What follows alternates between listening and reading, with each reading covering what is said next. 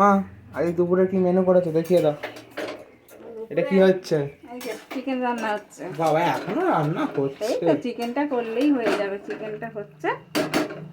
বাকি সব দেখিয়ে দাও কি মেনু হয়েছে। বাকি ওখানে দাদা ভাত হয়েছে, ভাত দুটো জায়গায় বল। এতেও ভাত, তো ভাতটা আমাদের মতন বসিয়েছিলাম। আর মাসি দিদা আসছে, তোর মাসি দিদা আসছে পরে ফোন করলো, তাহলে তো একচুটি ভাতটা হয়ে যেত। তো ওই আমাদের যা রান্না হয়েছে তাই হয়েছে, ওই চিকেনটা খালি হচ্ছে।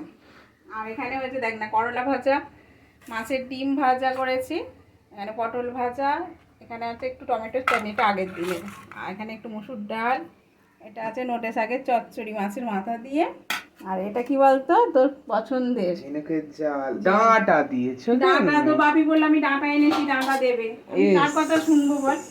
আর এখানে কিছুটা স্যালাড কুচিয়ে নিয়েছি, আর আছে আমের চাটনি। এই হচ্ছে রান্না।